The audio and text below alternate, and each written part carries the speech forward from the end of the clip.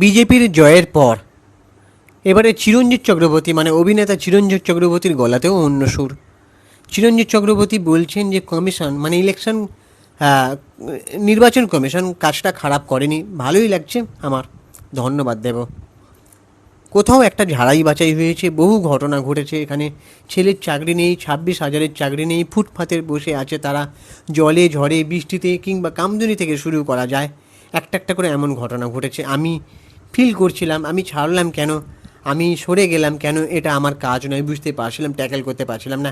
চিরঞ্জিত চক্রবর্তী, আমি অনেক দিন আগে থেকে ইন্টারভিউ পড়ি, তবে একবার চিরঞ্জিত চক্রবর্তী বলেছিলেন অনেক বছর আগে যে আমি রাজনীতিতে আমি সময় দিতে পারছি না বা পারছি না বলে আমি ছেড়ে দিয়েছি, কিন্তু তারপরেও তিনি কিন্তু আবার এসেছিলেন রাজনীতিতে।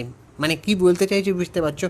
আজকে সেগুলো নিয়ে আলোচনা করব, তিনি আরও কি বললেন, আর তিনি এই কথাগুলো আরও আগে বলতে পারতেন কিনা। হ্যাঁ, আমি সুপ্রিয় রয়েছি তোমাদের সঙ্গে। এই ভিডিওর মাধ্যমে কোনো ব্যক্তিকে আমার পার্সোনাল অ্যাটাক করা নয়, কিছু কথা আলোচনা করব। হ্যাঁ, তোমাদের প্লিজ একটা ছোট্ট রিকোয়েস্ট তোমাদের কাছে, আমাদের চ্যানেলটাকে সাবস্ক্রাইব করে দাও, ভিডিওটাকে একটা লাইক দাও, পুরো ভিডিওটা স্কিপ না করে দেখো। হ্যাঁ, তো চিরঞ্জিত চক্রবর্তী বলছেন যে মনে হচ্ছে এগুলোকে আমি ঠিক সাপোর্ট করতে পারছি না, আমার মনে হচ্ছে এগুলো সলিউশন হওয়া উচিত। কোনগুলোর জন্য?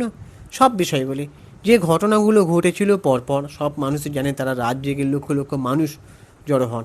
আরজি করের ঘটনা কি না জিজ্ঞেস করা হলে তিনি বলেন হ্যাঁ, তাদের যে যে জায়গাগুলোতে তারা বলছিল কথাগুলো, ন্যায্য কথা বলছিলেন, কোনোটা তো সলিউশন হচ্ছিল না, সলিউশনটা হওয়া দরকার।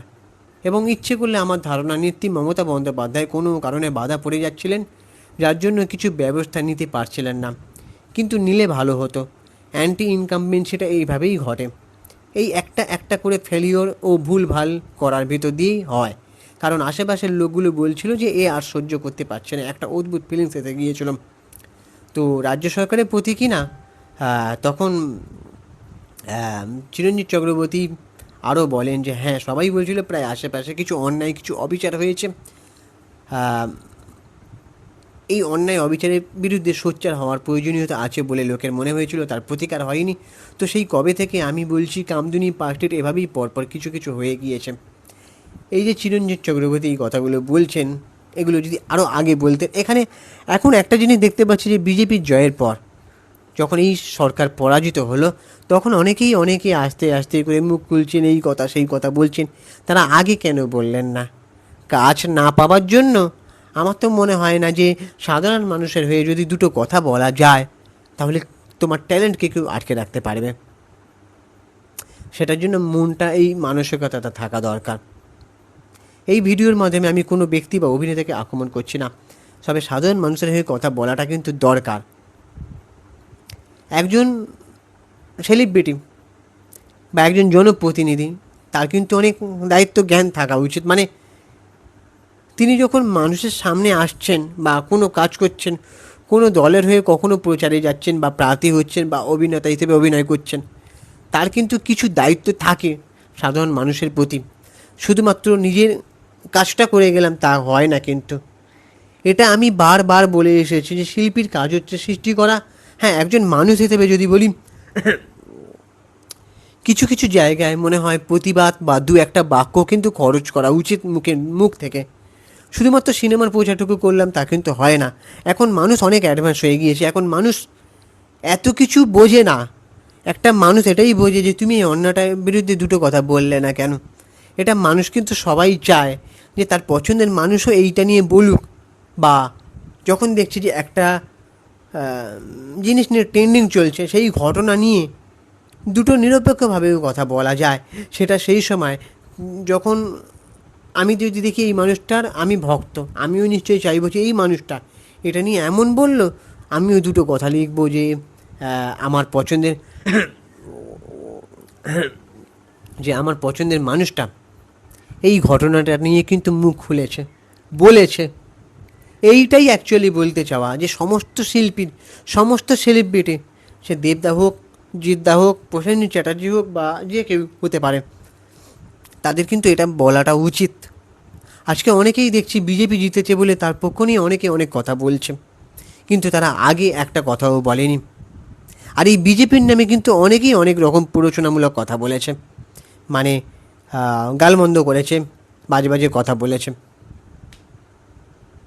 তারা আজকে কি করে এমন কথা বলে যেটা আগে তারা বলতে পারেনি। তবে এত কিছুর পরও আমি চাইব যে মানুষের ভালো হোক, বা যারা শিল্পীরা তাদের বোধোদয় হোক, তারা সচেতনভাবে কাজ করুক। এমন কোনো কাজ যাতে না করেন আপনারা, বা তারা যেন না করে এমন কোনো কাজ, যাতে তারা নিজেরাই যেন কোথাও গিয়ে লজ্জার পাত্র হয়ে যায়।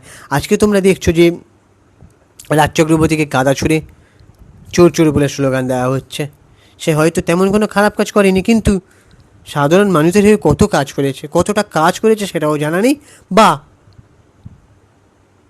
এই দলের থেকে তিনিও এমন কোনো কাজ করেননি যে সেই দলের একটা মানুষ হয়ে তিনি একটা আলাদা রকম কাজ করেছেন, বা ওই এমন একটা প্রার্থী রয়েছেন ওই দলের হয়ে একটা ভালো কাজ করেছেন, সাধারণ মানুষের হয়ে ভেবেছেন।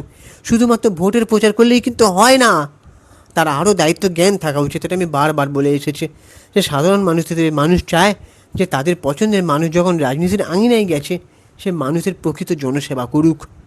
শুধুমাত্র প্রচার করলাম, এর তার নামে খারাপ কথা বললাম, তা কিন্তু হয় না। তো চিরঞ্জিত চক্রবর্তীকে আমার ভালো লাগতো, আগে থেকে সিনেমা দেখে এসেছি ছোটোবেলা থেকে। তো তার মুখ থেকেও এমন কিছু কথা শুনবো যেটা শুধু পাল্টে গেলে হবে না, বা যেটা শুধু সিচুয়েশান বুঝে বলা এমনটা নয়। বুঝতে পারছো আমি কী বলতে চাইছি? কারণ একটা কথা মাথায় রাখতে হবে, এই জনগণরাই কিন্তু তোমাদের সেলিব্রিটি বানিয়েছে, তাই জনগণের হয়েই কিন্তু কথাটা বলা উচিত। এই জনগণই কিন্তু একমাত্র পাশে থাকে, আর এই জনগণের জন্যই আপনারা ভালো আছেন। ব্যাস, আর কিছু বলার নেই। এবার তোমাদের কি মতামত তোমরা অবশ্যই কমেন্ট করে জানাও, আর আমাদের ইউটিউব চ্যানেলটাকে সাবস্ক্রাইব করে ভিডিওটাকে একটা লাইক দাও। আমি ইনস্টাগ্রামে রয়েছি সুপ্রিয় পৌশালী সিনেমেরিয়া, অথবা চিঙ্কি বাবু 2531, ওখানে গিয়ে ফলো করে দাও। চলো টাটা, দেখা হচ্ছে পরে ভিডিওতে।